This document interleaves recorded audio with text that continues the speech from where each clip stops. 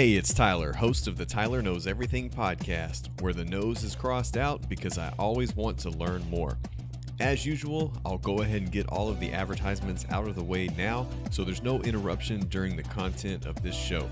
This episode of the podcast is sponsored by my patrons on Patreon.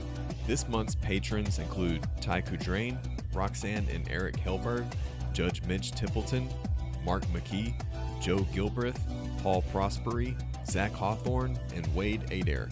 You too can support this creative effort for as little as $5. Just go to patreon.com/Tyler Knows Everything. That's www.patreon.com/Tyler Knows Everything. For compliance, I'd like to mention that Judge Mitch Templeton sponsors this podcast as a political ad paid for by the Mitch Templeton for Judge campaign. And legal disclaimer, all content of this show is intellectual property of Tyler Troutman and not to be used for 1,000 years. My guest today has extensive experience and success in working with small to large organizations in managing change, strategic planning, management, and operations, finance, managerial accounting, risk management, process solutions, business development, and governmental/community relations. He believes the work-life balance is crucial for being our best in all endeavors. Please welcome J. Shane Howard. Tyler knows everything.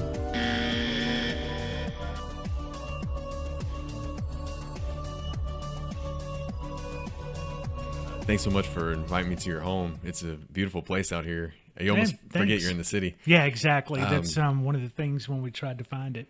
I guess if you work in Houston and you're in the madness of Houston, you need a place like this to...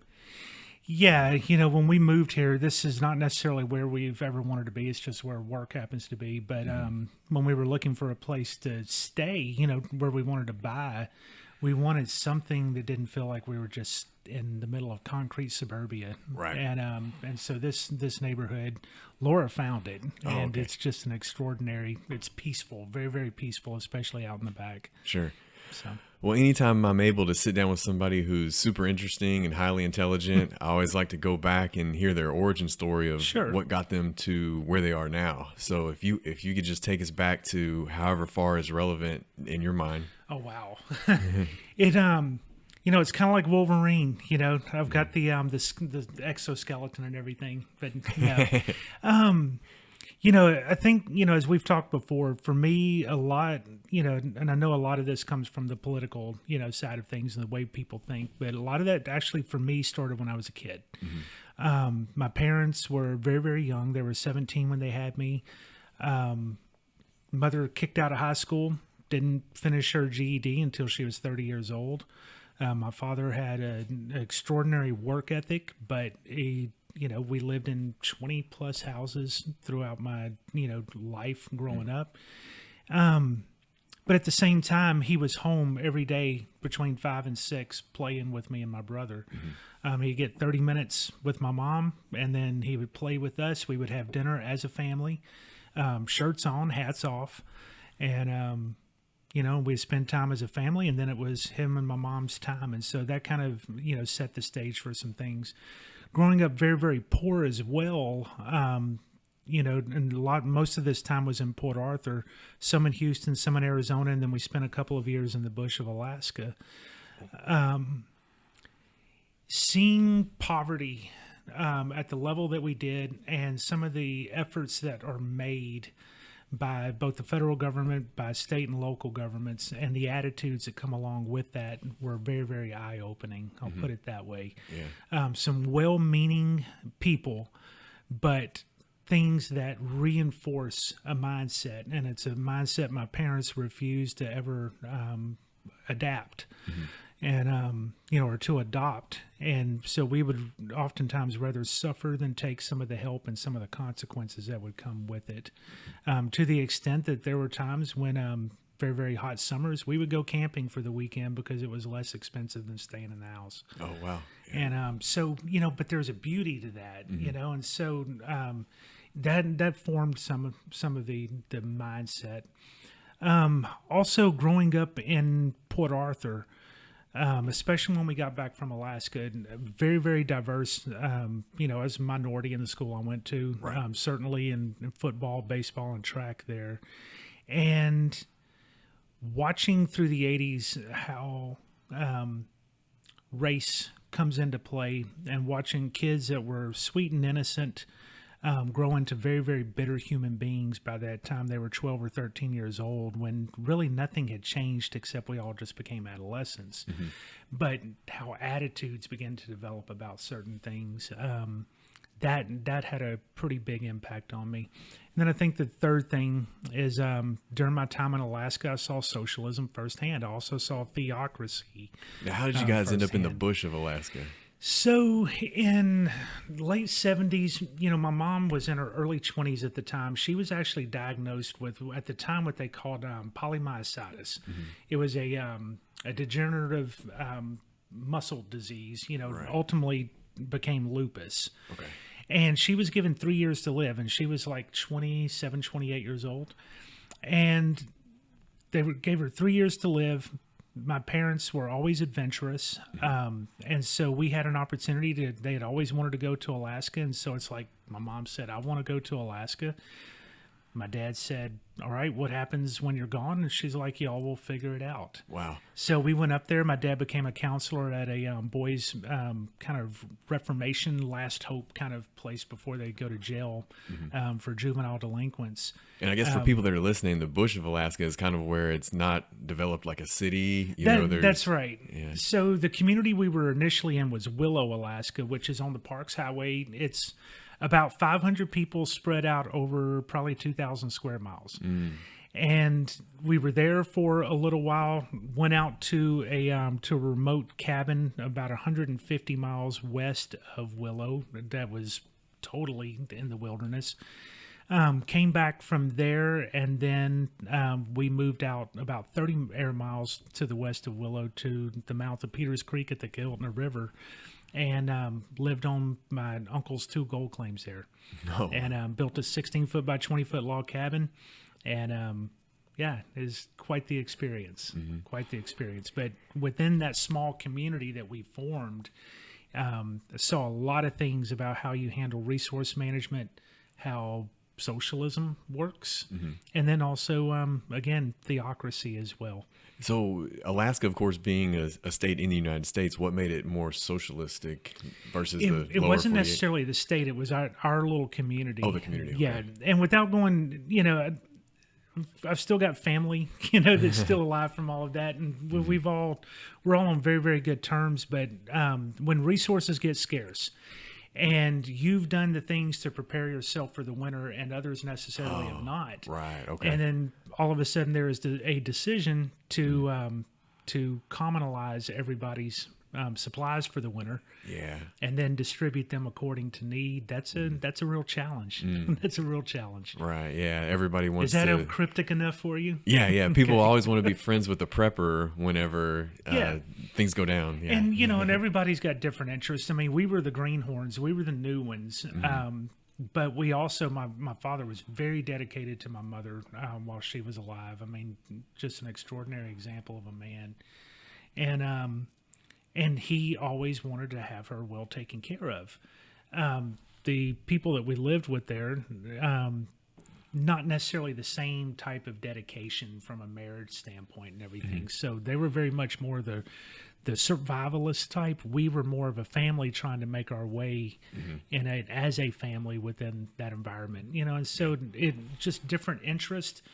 But what it ends up doing is creating all those interests can start to come to clash when we brought out goats, we brought out chickens. There were a lot of things that we did that were different than, say, what my uncles had done. Oh, okay. And so it, it set us up in a little bit of a different position than that they were in necessarily.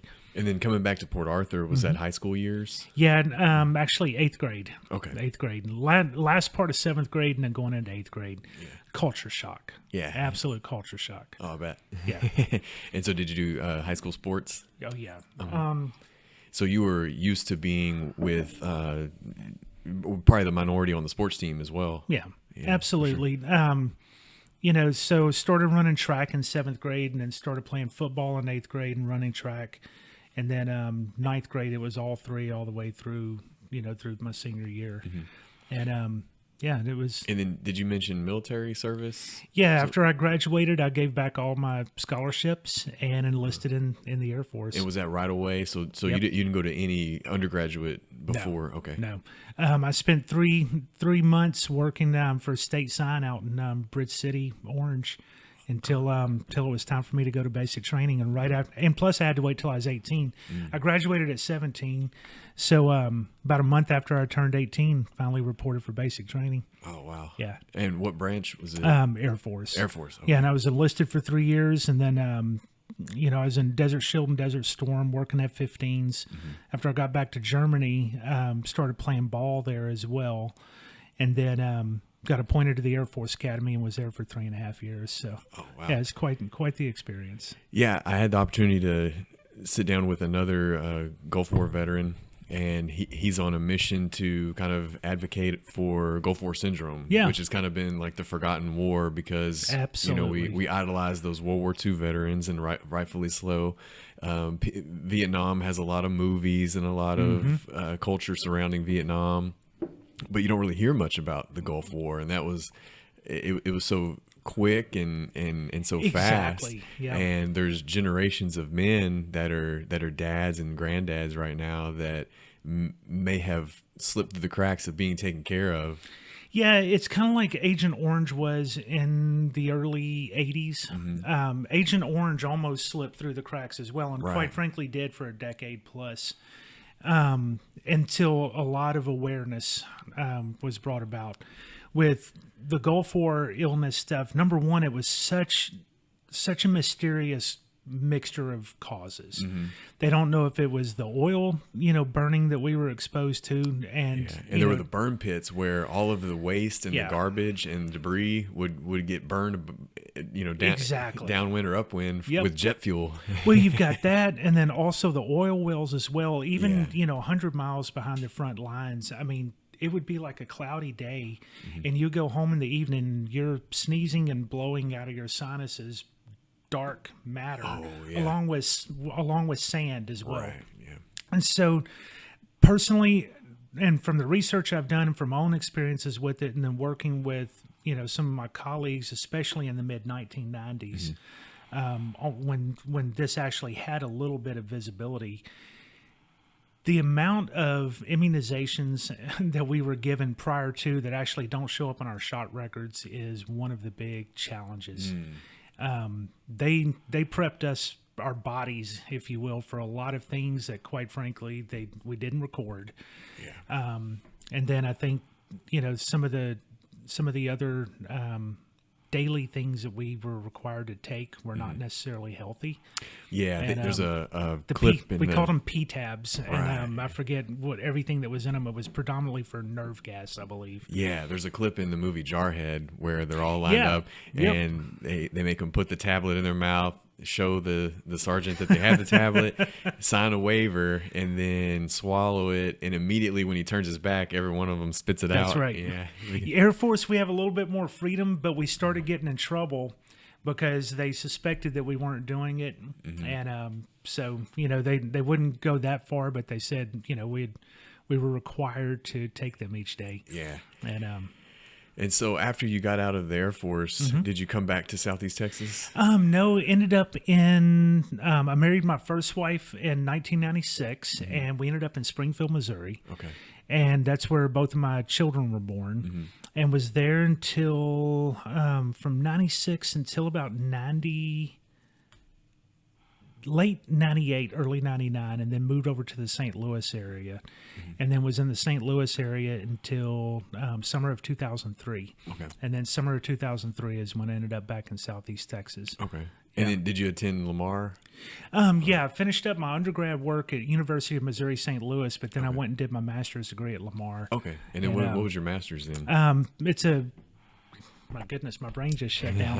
An MBA with a concentration in financial management. Okay, yeah. And so did you have political aspirations before college? Yeah, I've always had political aspirations, mostly starting with not necessarily knowing what my role would be, but that I was interested.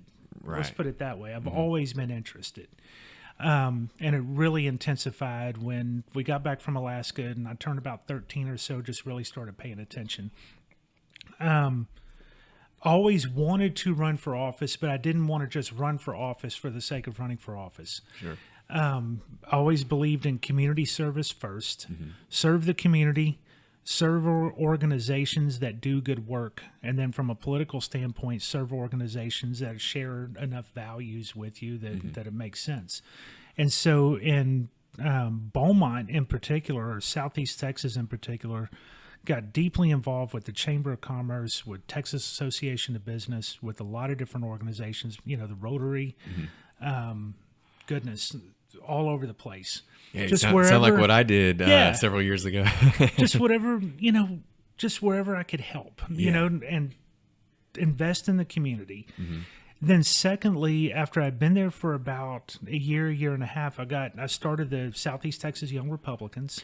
Yeah, so And, before that, there wasn't a chapter there. There wasn't. We started that in 2004. Okay. And great people. The Pate sisters were a part of it, and of course WL was one of the first people that I had met when I came down to see if I wanted to move back to Southeast Texas, because I was very circumspect about it. And that man spent a full Saturday with me just talking about things that were going on in Southeast Texas. And he was one of probably 24 people I met with over a 1 week period when I was kind of doing my due diligence about moving back to the area. And so all the Pates as a whole have a lot of affection in my heart. And Jennifer and Suzanne in particular, they're dear friends, and they were some of our original members there. Yeah, because a And, lot of people move out of Southeast Texas, they yeah, don't come back. That's exactly and, right. And you were able to come back and then actually be a part of the community. Yep. And Doug Connor, he got deeply involved as well. Some guys that moved out of the area, Dave Smith, Michael Fortney. There's so many people that stepped up in that 2004 to help us start that organization. And just wonderful. So how did you decide what position you wanted to run for? It was interesting. So by then, I was party chairman for the Jefferson County Republican Party. And of course, by then I've been involved for many years and doing a lot of different things. I've been a delegate to the national convention in 2008, and several state conventions in between, et cetera. But did you find that when you went, so I went to the 2016 state convention, did you find that at the time, were you significantly younger than the majority of the state? Oh, yeah. Okay. And of course, I think, I've been used to that in business and politics anyway. So, but yeah, when you ask it that way, especially given, some of the things you've been working on over the last several years, it's like, yeah, we really are much younger than a lot of the people that are involved. And that carries through for both the Democrats and the Republicans. Right. And there's different reasons for it, but a lot of it is just, they've got the energy, strangely enough. They're more vested in a specific direction that they want to go, I think, than a lot of younger people.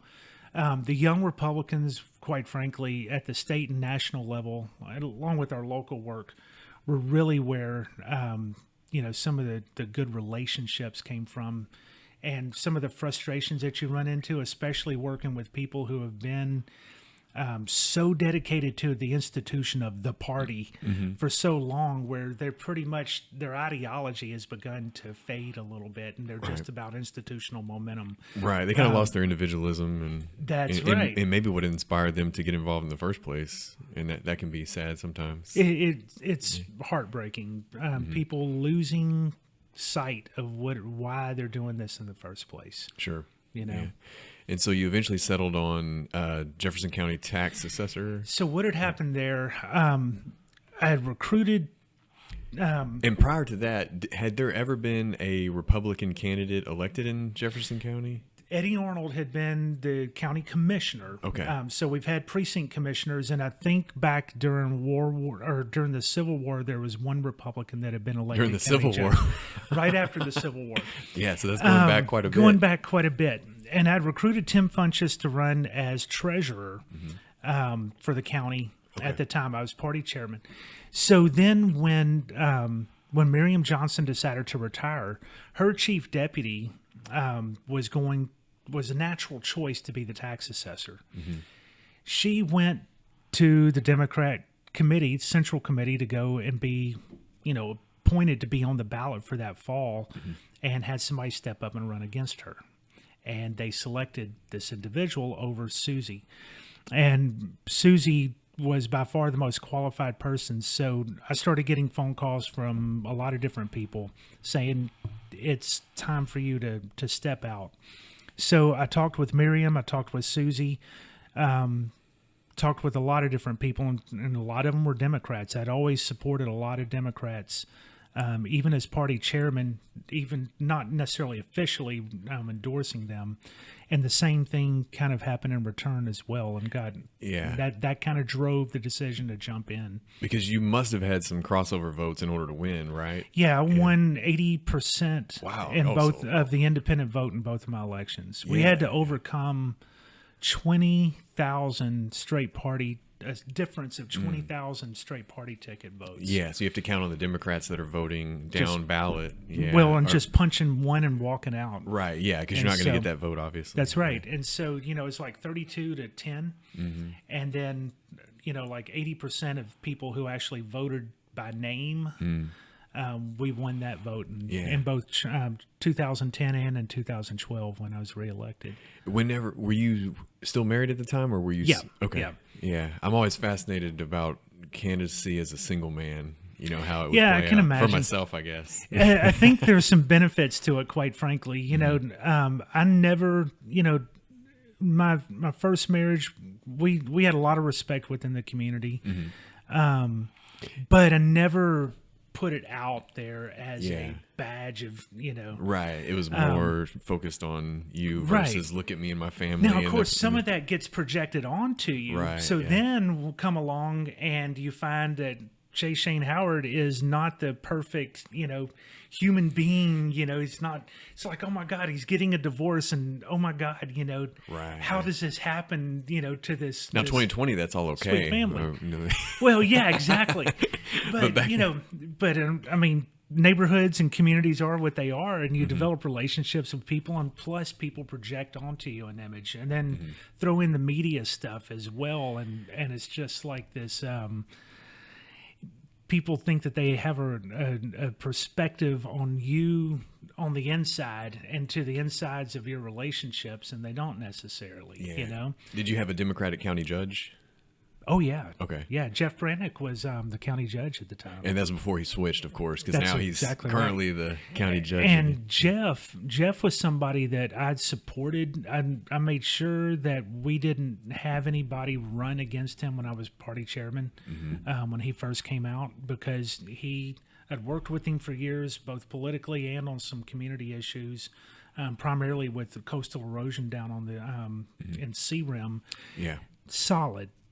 Absolutely solid person. And one of the things as a party chairman I always wanted to make sure is that we wouldn't just run candidates for the sake of running, that we would run candidates for offices in which the person that either it was a toss-up whether or not the candidates were going to be reasonable leaders for that position, but if we were being well taken care of as a community first in a given position, you don't mess with that, right? And I think it bode us well. It helped us gain credibility and helped us get into power. So you saw Tim and myself elected in 2010. Alan Ritter switched parties that winter. Right.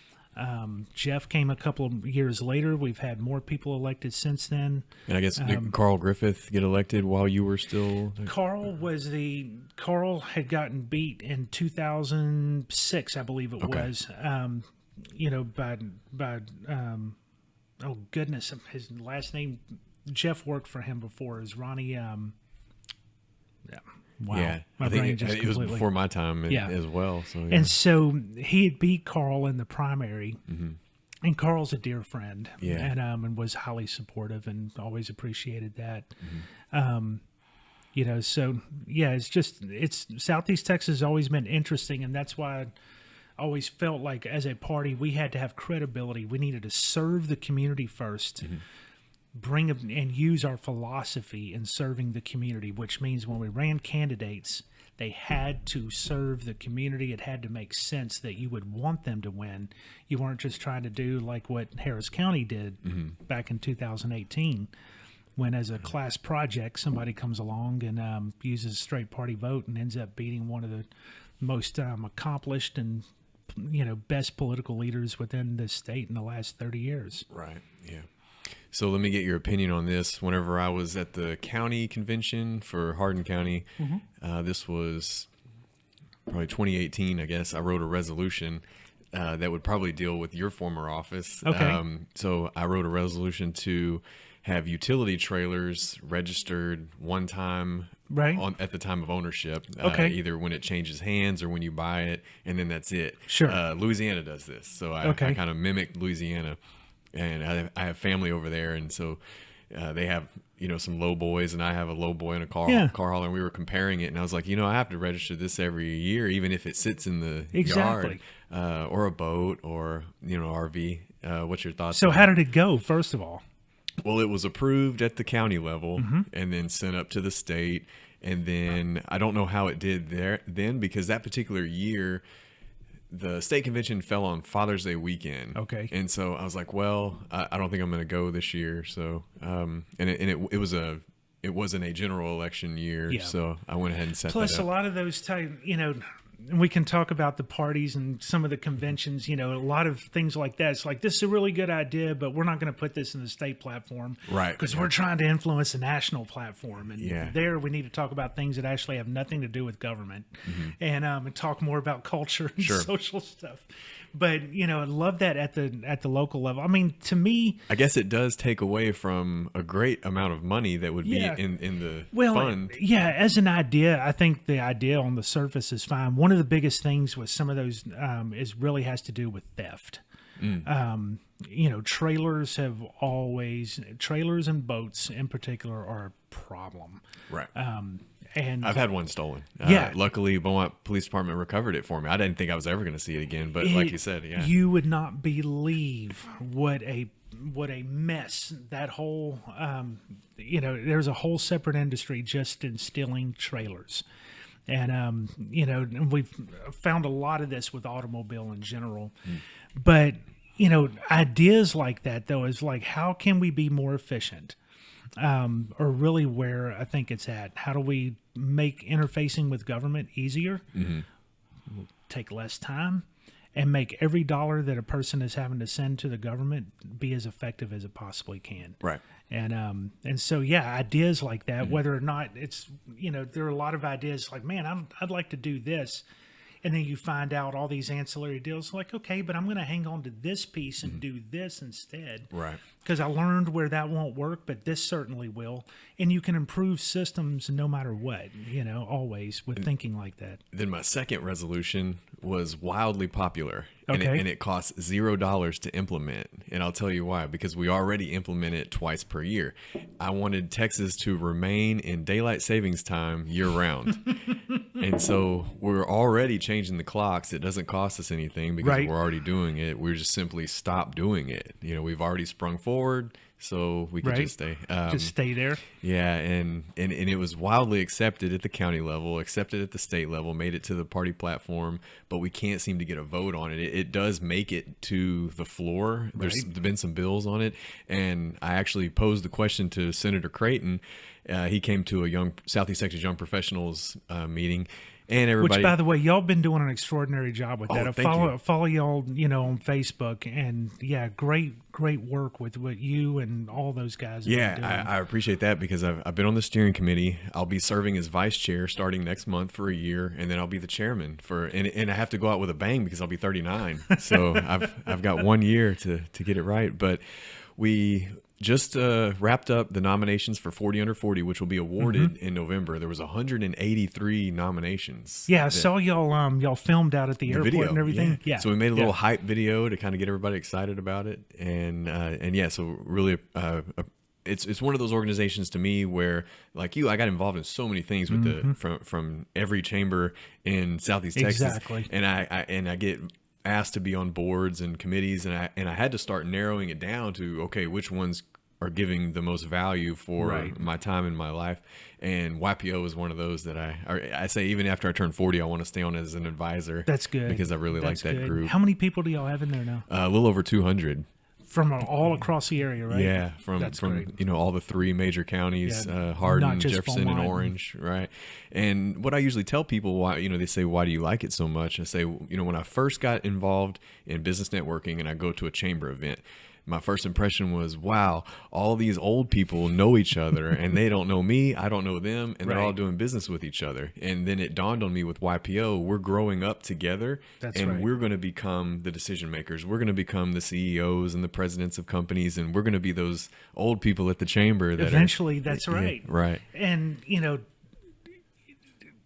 yeah, I mean, it's extraordinary watching what you've done, especially, I came back into the area in 2003 and getting involved. I used to visit with Jim Rich when he was the head of the chamber. He's one of the first people I started working with. Right. And so much of the conversation is we need more people involved across the spectrum, not just old Beaumont, or not just some of the oil and gas industry executives who rotate in, as plant managers or whatever. Right.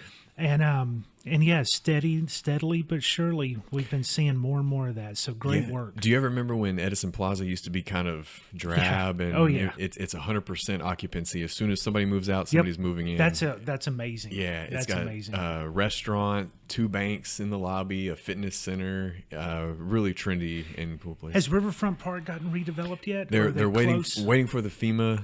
stuff to come through, and it's very soon, from what I'm told. Great. That's going to be a great project. And what was done at Town Center, or Town Lake, love Yeah, that. event center. Yeah.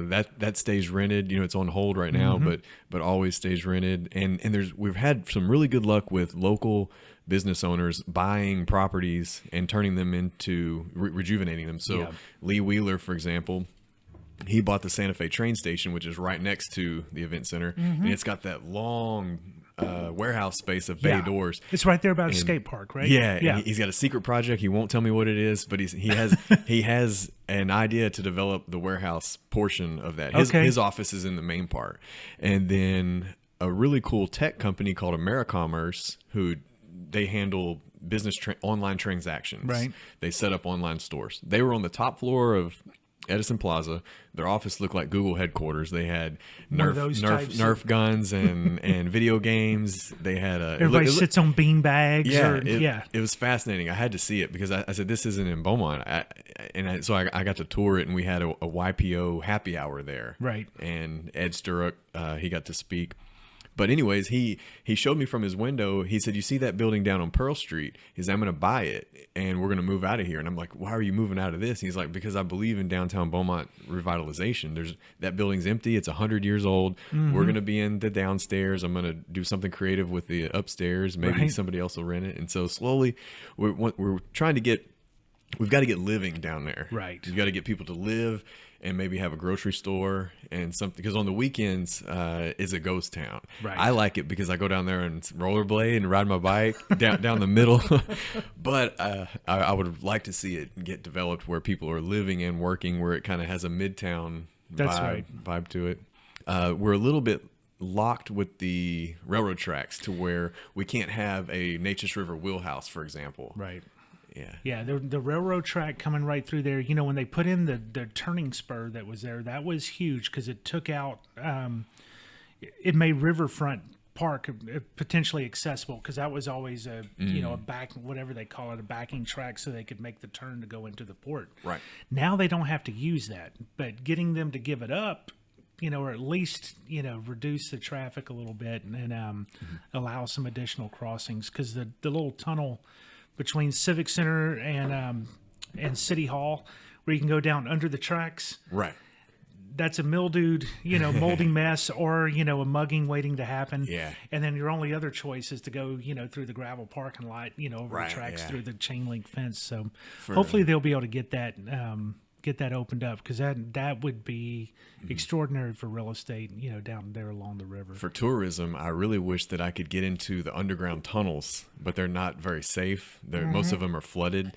But if you could have a tunnel tour and talk about the history of the tunnels, where you had politicians at the courthouse that wanted to sneak out to the red light district and have things, props in the tunnels. It would kind of be like Galveston has the ghost tour and Sure. different towns, but it's such a big undertaking because I don't even know who you would say owns the tunnels, because they traverse several different buildings, I think, and they're just kind of And barricaded. I've never been down there. No, I've only seen peeked in portions of them, like at Jefferson Theater, Right. for example, just from knowing friends that can open the door but not go in there. And They then have the secret key. Yeah. Yeah. So how many terms did you stay for? I finished the unexpired term from 2010 to 2012, and I was reelected in 2012. So I was there through 2013 and left in 2014. And was it straight back into the private sector for you? Yeah. Okay. Went through my divorce at that time, and both my kids also started Lamar at that time as well. And so a lot of different pressures. I had an opportunity that came up, a lot of financial pressure as well with, with paying off my divorce, as well as putting the kids through school. I was not going to drop the ball on that. Right. Yeah. And with an office so large, doing things on the side was just very, very difficult. You know, I'd always done some consulting work on the side to add to it, but I needed to go and make larger money. What was your age at the time of getting elected? Let's see, that was 2010, so 39. Okay. Yeah. So same age. Right. Yeah. Not now. Very close. Yeah, my hair is nice and silver, so I'm not far behind you. it goes fast. Yeah. It goes fast. And so now I kind of didn't really meet you until after all of that. And then I kind of followed you on social media. Right. And I've learned more about you primarily through my wife, Laura. Right. than- So your wife, Exactly. Laura, was actually my first supervisor at what I would say my real job, which is your post-college Right. job, first job out of college. I actually worked there at the Health the and Wellness Wellness Center Center? before college. And because it's kind of a more professional health center, you have to have a bachelor's degree before you can personal train. So after I graduated, then started personal training, and then stayed there for about a year after that, and then went into sales. Right. And because I've never actually used I got a Bachelor of Science in Nutrition, but I've never really used it per se for most of my jobs. Right. I kind of gravitated towards sales and Where marketing. did you get your undergrad done? Stephen F. Austin. Okay. Up in the Piney Woods. Yeah, and it's changed a lot. It's grown. Yeah. There's some really nice dormitories there that are way different than the ones I lived in. It's kind of interesting. East Texas has undergone a bit of a renaissance. It's like Lufkin, The Tyler area. Yeah. Oh, Tyler is one of the top 5 retirement destinations in the country. Yeah. And even Lufkin is seeing a resurgence. They've been able to move beyond the timber, and that's good because that industry has changed. And It's a lot of gone financial, a lot of downhill. banking. Yeah. I don't really know what all the number one employers are. Yeah, and I think in Nacogdoches, obviously the university is. Yeah, sure. But yeah, they've been able to transition. A lot of people trying to get out of the city and looking for something just a little bit more pastoral. Yeah, I don't think living in the city is healthy long term. I think once my kids graduate high school and figure out where they're going after that, then I'll look for something that's and not that I'm in a big city by any means, but I would. Something with a view. There's nothing with a view. And our goal, we're trying to get to worst case West Texas, and I'm talking the part that everybody says that they hate, but Midland. we actually love it, And actually, south of I-10, we would love to be able to blow up the roads south of I-10 from about Marathon, on to the Mexico border, and just call that our own.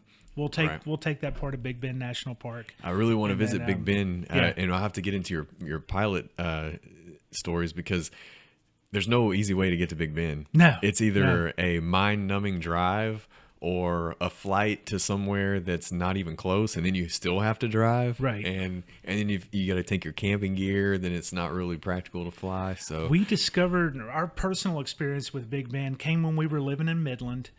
We had gone down. Laura, I'd been working really hard. She wanted me to get out of town, and so we went down to Fort Davis for the weekend.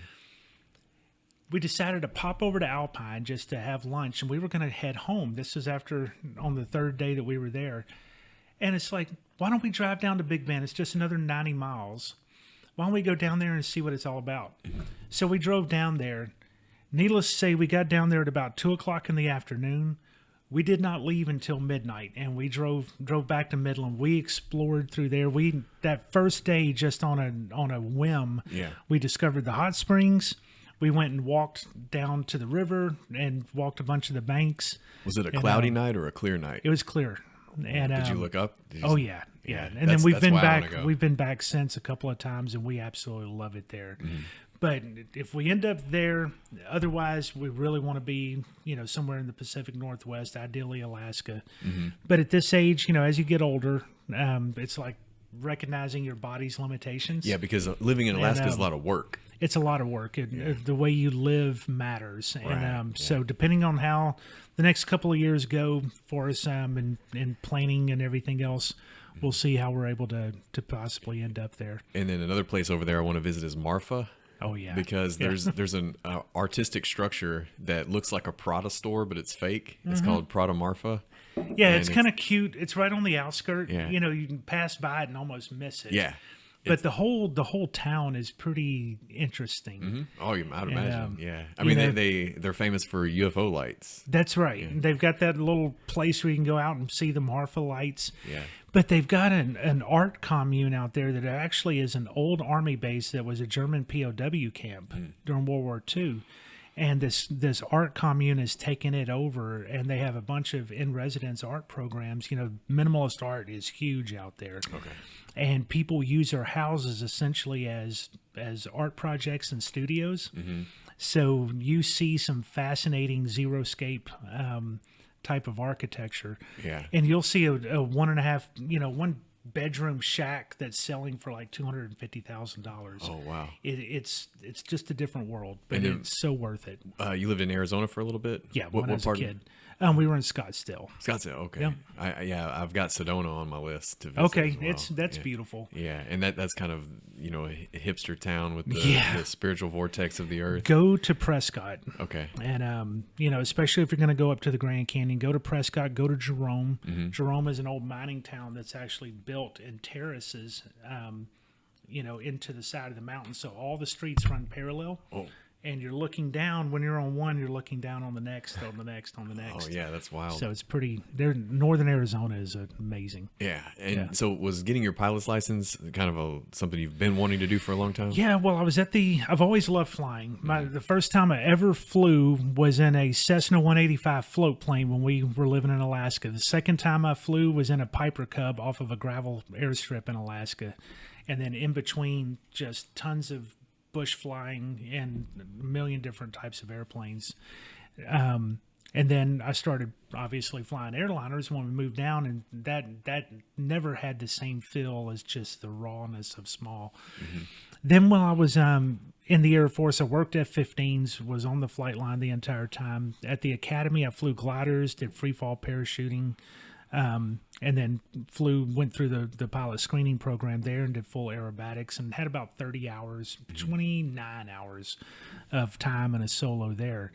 Then you start having kids, business, and everything else. And next thing you know, you wake up and it's like, wait a minute. And it was when we were in Alaska and we were able to fly out to our old home, to where we had homesteaded when I was a kid. And realizing it's like, if we want to get back here, we're going to need to be able to get in and out. And the more economical way to do that is to fly yourself rather than paying somebody else to fly you. Yeah, because bush pilots are a thing out there. Oh, yeah. I mean, supplies everywhere you go, there's small planes everywhere. So when we got back, I was just like, you know what? I'm finally in a position, I just need to do this. And so... Laura was actually in Midland. I went by the flight school, visited with them.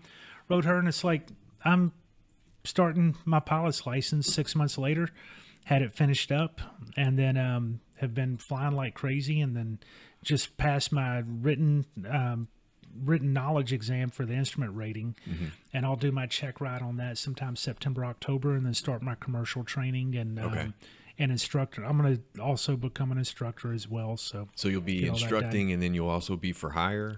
Yeah, the commercial pilot rating, it allows you to be for hire, but then there's other things that have to happen as well that you have to be associated with.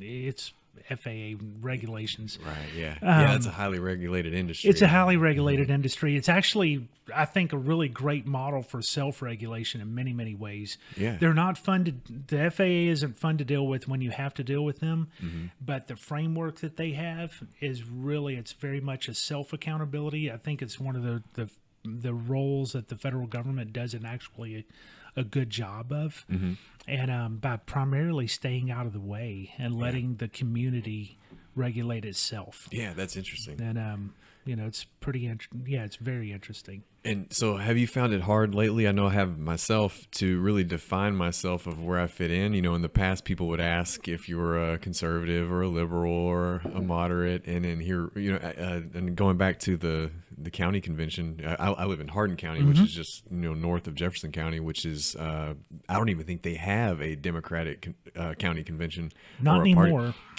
Most of the elections, most of them have all become Republicans. Yeah, most of the elections are over in the primary. Right. But I was at a it wasn't always that way. Oh, okay. Yeah. So I was at a precinct meeting, and a lady, she was talking about being conservative, and I said, well, I'm a little more moderate, and she looked at me 100% serious and said, what is that? And it was kind of derogatory, and so I kind of had to explain it. Yeah. And she was not down for that.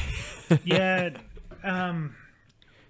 Number one, I'm a little snobby about this, especially coming out of a philosophy and political science background originally. Right. Yeah. Most people have a set of beliefs that they haven't necessarily tested, and that's fine. I mean, not everybody has to be a political freak in order to be a good citizen.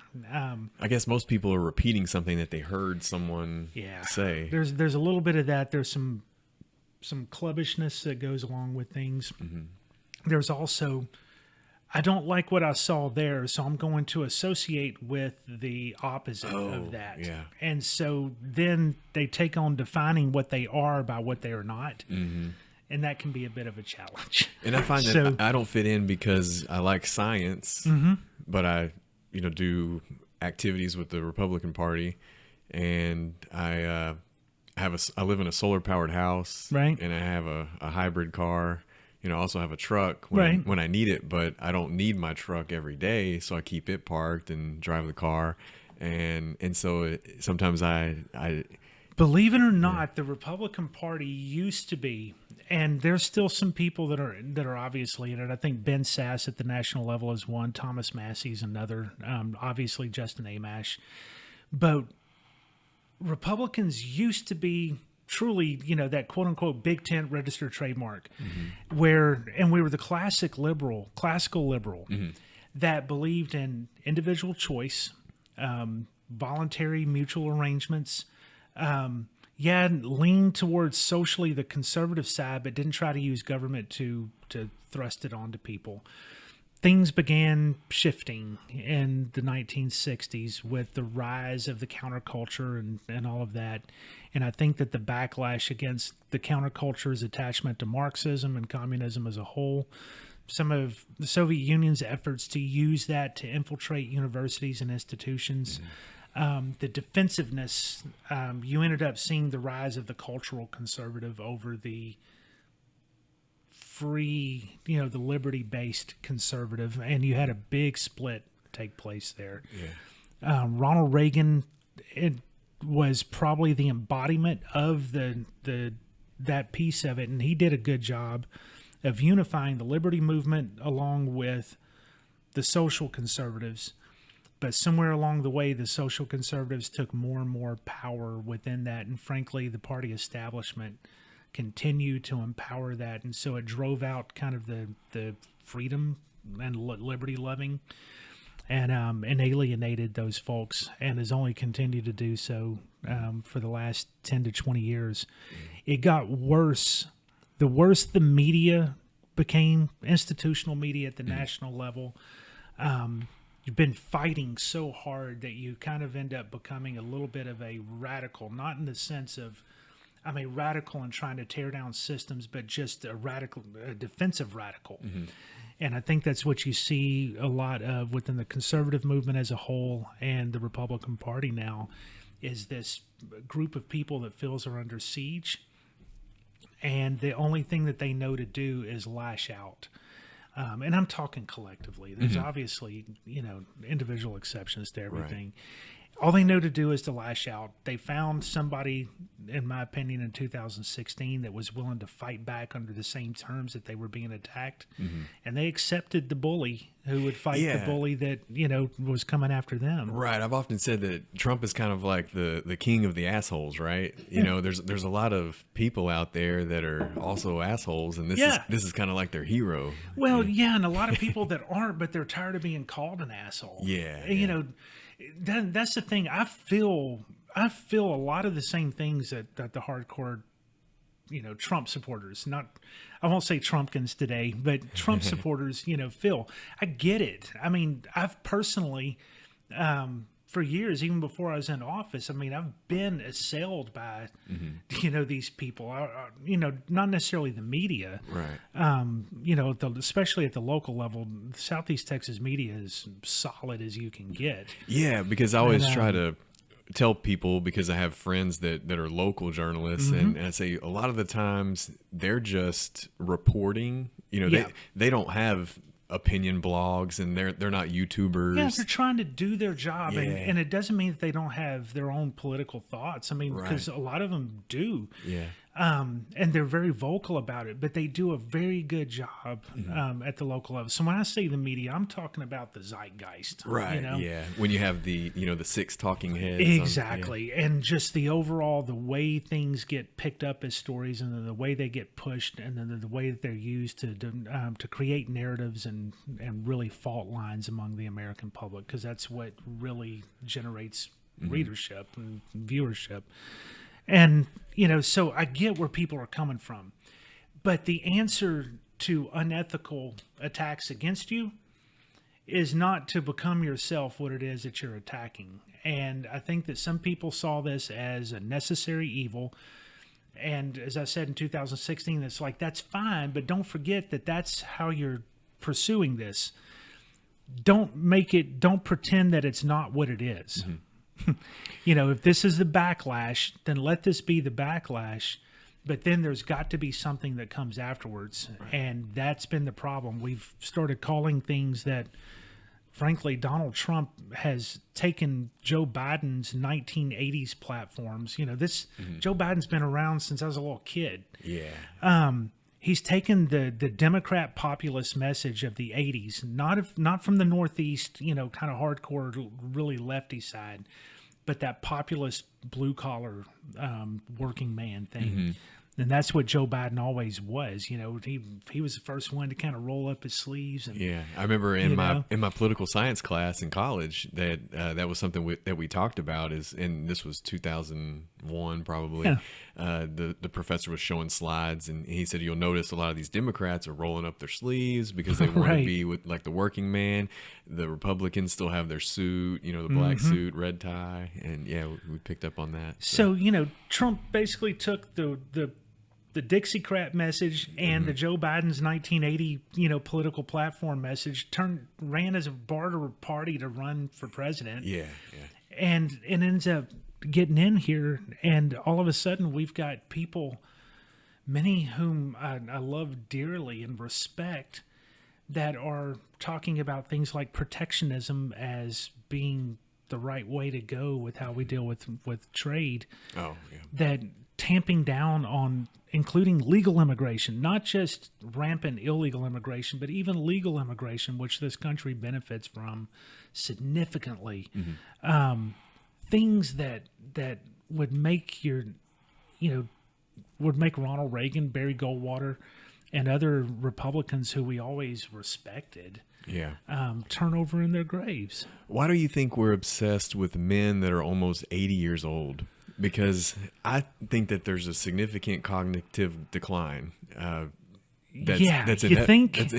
I mean, I would. it's like I think this isn't a stuttering problem that the man's got. For goodness sake, Sure, and you don't say stupid shit because you stutter, right? And in assuming that there's going to be 4 years and potentially 8 years, where does that put their age then? And I've had grandparents, I've had great grandparents, and I know for sure when they get to that age, and I visit them on holidays, I'm having to remind them of basic stuff, and you can visibly see a cognitive decline. How dare you be ageist? Wait a minute. You can do that. If they're older, that's allowed. There is a grievancy matrix. Right. You realize that, right? I'm just curious that... Okay, so if they're white and old, you can do that. Yeah. Especially if they're male, so that's all right. Yeah. So we're in safe territory here. Right. Yeah. Right. And, I feel like from 35, 36, 37, where I am now 38, I'm almost in my mental prime. Yeah. I can absorb information. I can regurgitate it. I can, I feel like I'm smarter now than I was in college, Sure. mostly because of the internet too, because of audiobooks and all the content on YouTube that I didn't have back then. Yeah. Because I wasn't much of a reader. Now Well, you've got enough life experience now too to apply it. Right. There's knowledge, there's information and knowledge, and then there's applied knowledge. Sure. There's actual skill. Right. And that's what really, matters. Coming in with a great intellect is the raw material. Filling it with some things adds some potential to it, but it's not until it starts being applied that it really, really matters. And I think that happens for a lot of us in our 30s. Right. And so the elderly population, they have the experience. They have, massive amounts of life experience. I just don't know if they're into learning new concepts. Yeah, they're exactly. I mean, how did we end up here with these people? I was really into Tulsi Gabbard. I felt like she was a lot more normal. It's hard to find a normal politician at that level. Sure. Or just a person that's she was much more relatable. Yeah. And imagine having these people for dinner or for coffee. Right. They've got to be bizarre. Now with her, she's a hardcore Bernie supporter, but at least she was an honest.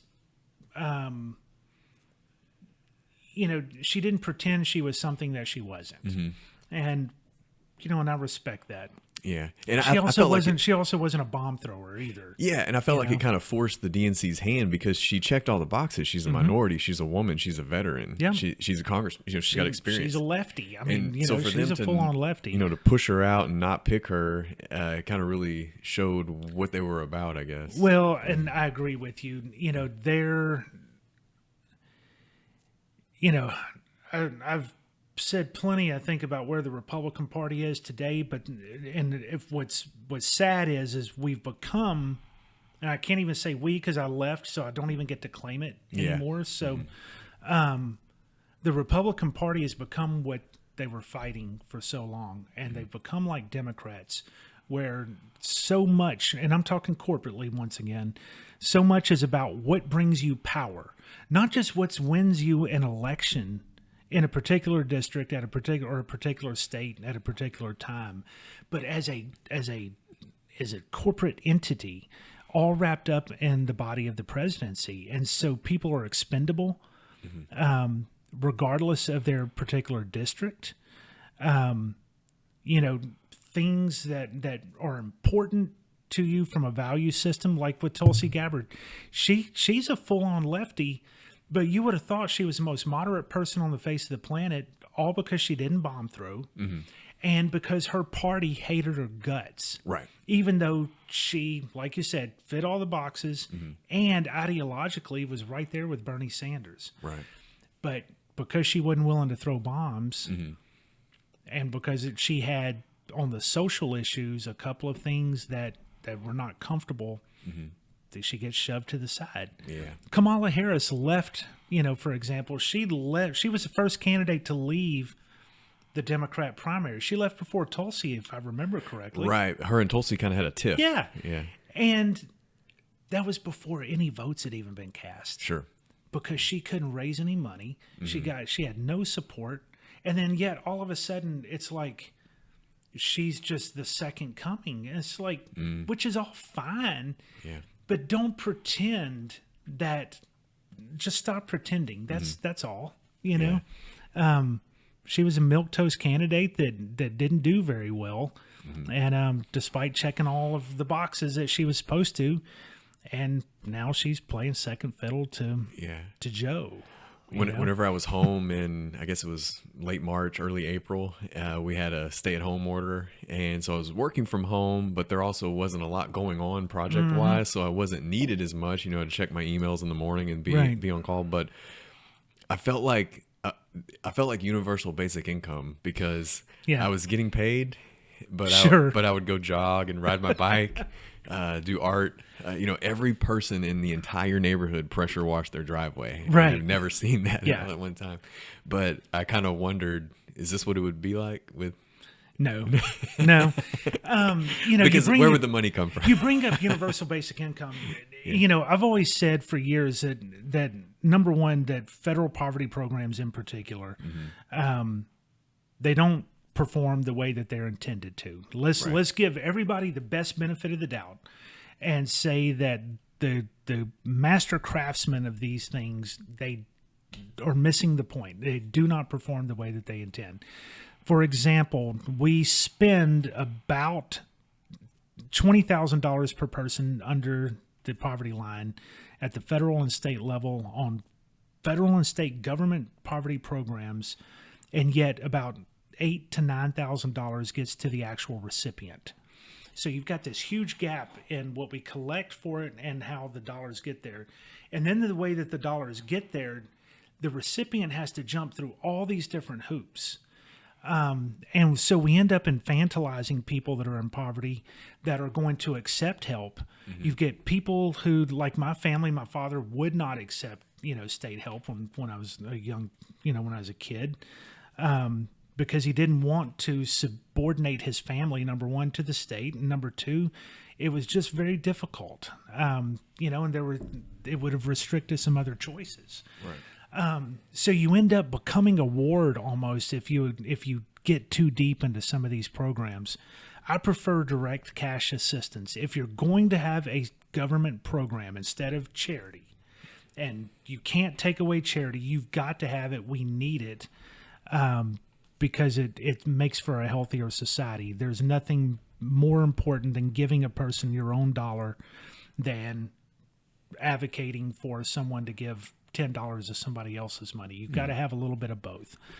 And so I believe direct cash assistance for welfare programs is probably the most important thing we can do. Get rid of all the food programs, get rid of the housing programs, get rid of all of it, and go with something like a universal basic income or a direct payment to individuals. And I think the negative income tax is probably the best way to accomplish it, to where you're not having like universal basic income where you're generating all this for everyone and just devaluing the currency or inflating the currency more than you necessarily need to.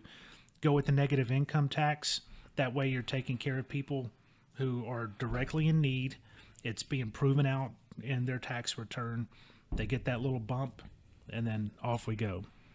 Do you think as a former candidate and a former elected official, you would be comfortable with online voting in today's time, or maybe 20 years in the future, 50 years in the future? I'm more comfortable with mail, with online, with same-day registration, all of that, except you've got people who try to cheat, and I've dealt with them. Yeah. And they make an industry of it, and that is one of the most frustrating things because on the conservative side and on the Republican side, you've got people, mail-in voting is going to be a bunch of fraud, and they don't know what the hell they're talking about. Except they're right.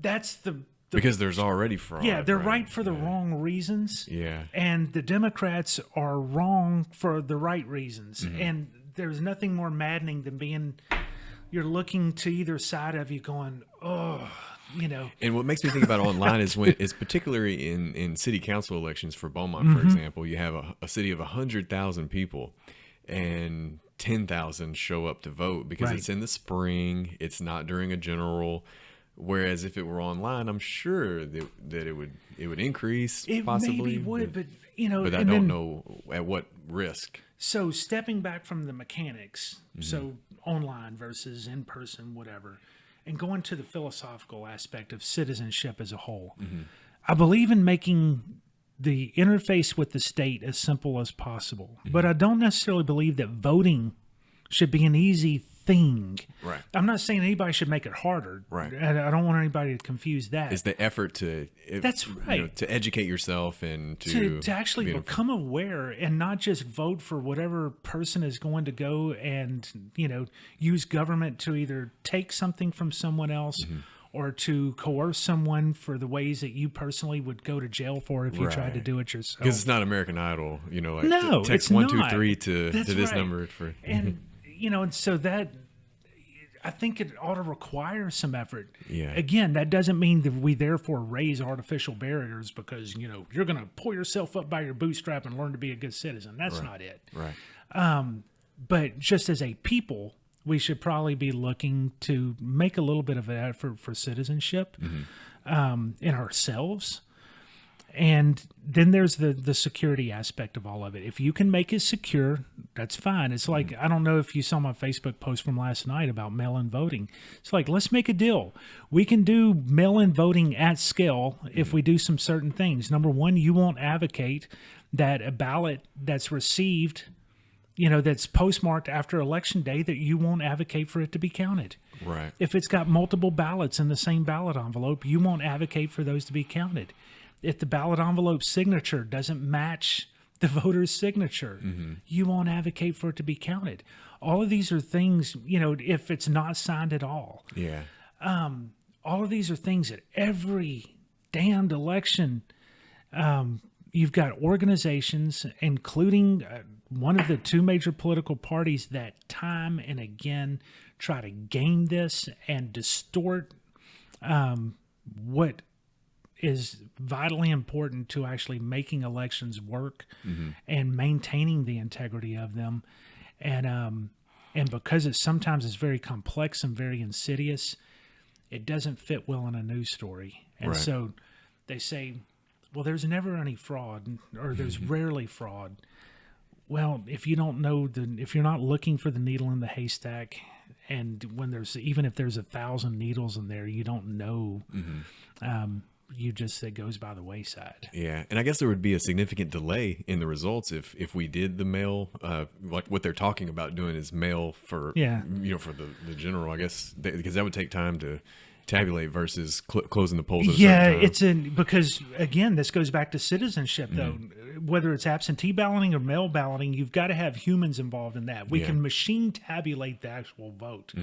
It's the steps that take place prior to the ballot going into the machine where you're verifying that person is a registered voter, that they actually exist, that the vote that you received actually came from that person, and then take the ballot and give it to the tabulator. It's all that work that goes before the tabulation that's the hard part. I got to work 2 different years, 2 different locations. It was fun. I learned a lot. So were you an election judge or a clerk? Or? I was a clerk. Okay. They asked me to be a judge, and I said, please no, because I said I can do all of the assisting. I just don't want to be in charge of the whole thing. You know, it's because you sign off on a lot of stuff, and it can be intimidating. And so I worked in 2016 where I had a lot of people come out of the woodworks for first-time voters. I had first-time voters that were anywhere from 18 to 70, and some of them even were showing up at the poll on election day saying, I'd like to register to vote. And I said, well, I'm sorry, you'll have to sit this one out, and explain the process to them. But it was definitely a large voter turnout. When you get a chance, you should work the early voting ballot board sometime. Okay. Then you would learn a lot about the absentee and mail-in system. Yeah. Do you remember in 2000 for Bush versus Gore? Oh, yeah. I was in Missouri at the time. Yeah. So a true battleground state, which is a neat experience. It's funny. Yeah. Well, thinking back on it now, there was this weird time period where we didn't really have a president because we didn't know who it was going to be. I mean, of course, it's still Bush, but I was thinking back about how we all just kind of watched the TV and we all just kind of waited and we accepted. And SNL did a skit about it that was kind of funny. what if that happened in 2020? Imagine how many people would lose their minds and how many riots would be going on Well, during you want to that. know the big secret about all this stuff about voter suppression and everything else? Look at the history of the Help America Vote Act, HAVA. Okay. 2000 brought about the reforms under the Helping America Vote Act, which required that you go through every couple of years, and a person who's missed like 7 or 8 municipal, county, and federal elections, and their name, you get return mail from them that they get purged from the voter rolls. Having to, file, to submit a provisional ballot. All of that is federal law. All these state lawsuits about whether it has to do with voter ID or any of these other things, because this is implemented at the state level, everybody says, well, Pennsylvania is different from Nevada, is different from Florida. No. Everybody's got the same voter purge rules that the other state does, that the other state does, that the other state does. It's a federal piece of legislation. And you've got these Democrats who are voter suppression. Look at what Georgia did. Georgia does nothing different than Massachusetts does, or California for that matter. California does the same thing that Texas does.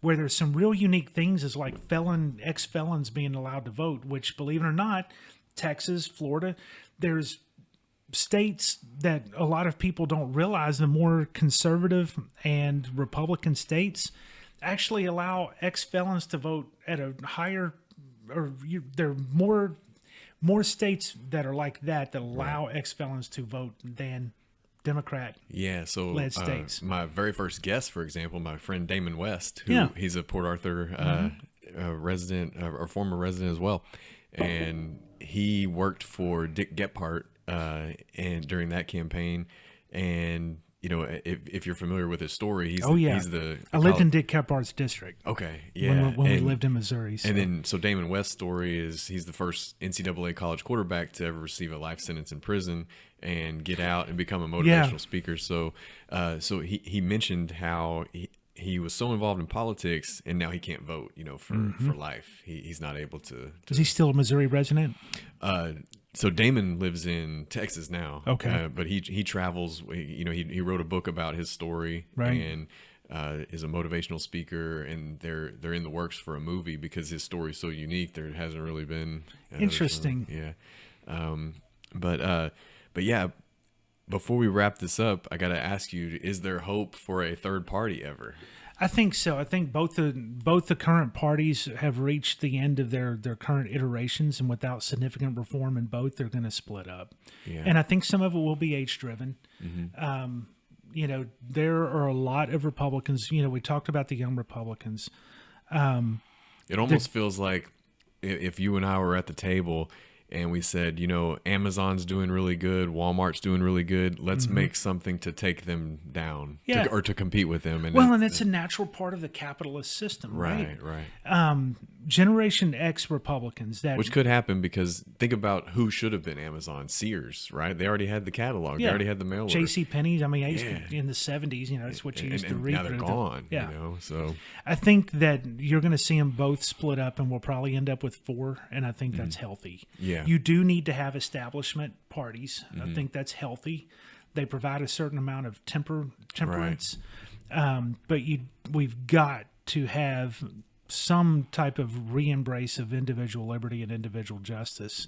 It's been disappointing to see the momentum that we had as a country in March around Ahmaud Arbery and around George Floyd initially, that there was pretty universal agreement about understanding that we need to do some things with the state, that our support for police cannot be blind, that our support for anybody in camouflage cannot be blind.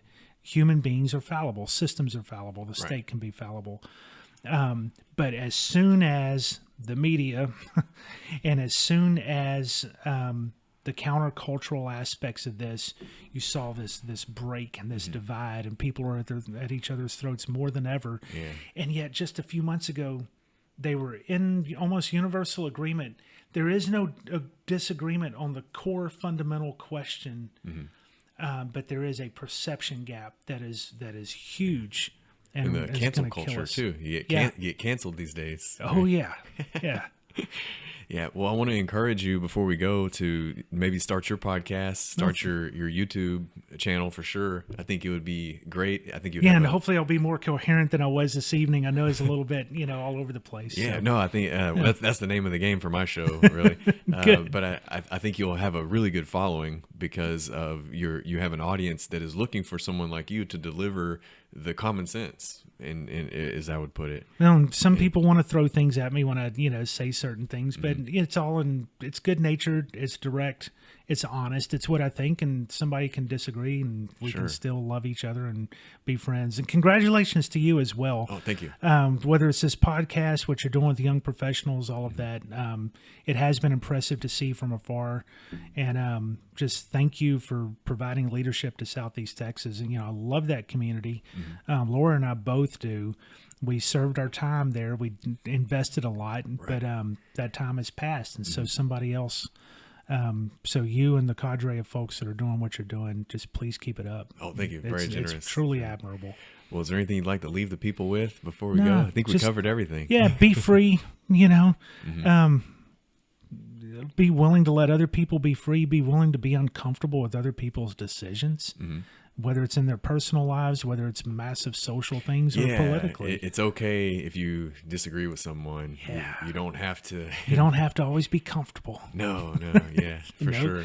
Sometimes a naked person goes running down the street and it's funny. It's not the end of the world. That's right. Yeah. So.